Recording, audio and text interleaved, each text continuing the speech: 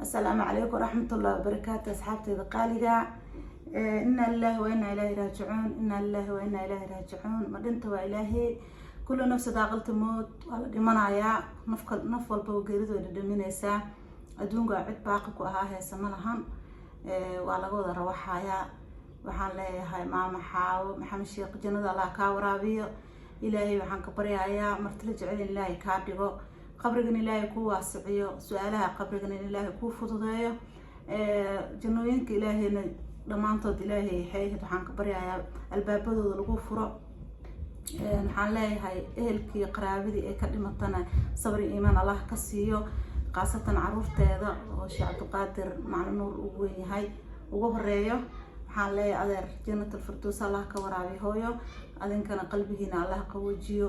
dhammaan intay dhashay, intay waalid u tahay, intay ayay u tahay, dhammaan anaga aan ka mid nahay, dhammaanteen waxaan leenahay sabri iimaan aan soo koobi karin Allah naga siiyo. qabriga Allah u waasiciyo, su'aal qabriga Allah xeeyheeto u fududeeyo, martila jecel Allah ka dhigo. asxaabteeda qaali waxaan idinka codsanayaa inaad soo duceysaan maamadeena. ayay ahayd jilbe ahayd, ayadii weyneed reerku weyneed ahayd. Allah ya raxmaan raaximiin. waxaan leeyahay maama ilaahay qabrigaaga ha waasiciyo hooyo, qabrigaaga xeeyheeto ilaahay rawdatul janna Allah kaaga dhiga. aamin ya rabbi. dhammaan inta famil waalid ehel qaraabo ahbaabi aqwaani dhammaan ay ka dhimatana waxaan leeyahay sabri iimaan jamiil Allah naga wada siiyo. geeridu wayna wada sugaysaa, cid gooni u leh ma jirto. qof walba maalinkeeda dhadhaminaysaa, ayada nasiibsata bil rabadaan dhimatay.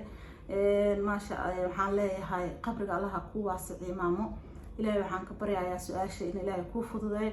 asxaabteeda halkan waxaan ka codsanayaa inaad igu soo duceysaan in ilaahay qabriga u waasiciyo, in ilaahay rawdatul janna uga dhigo, in ilaahay nuur qabrigeeda u nuuriyo.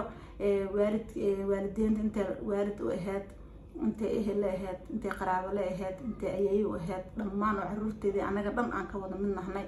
waalidka weynahay oo isleeyahay maanta hooyo xaa maxamed sheekh waalidka joogay ahayd aan isleeyahay iida ahayd oo ugu weyneed waalidiinta.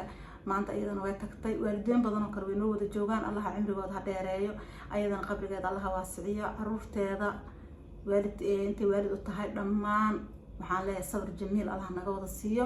Allah ya raxmaan raaximiin. asxaabteeda qali waxaan leeyahay igu soo duceeya. السلام عليكم ورحمة الله وبركاته.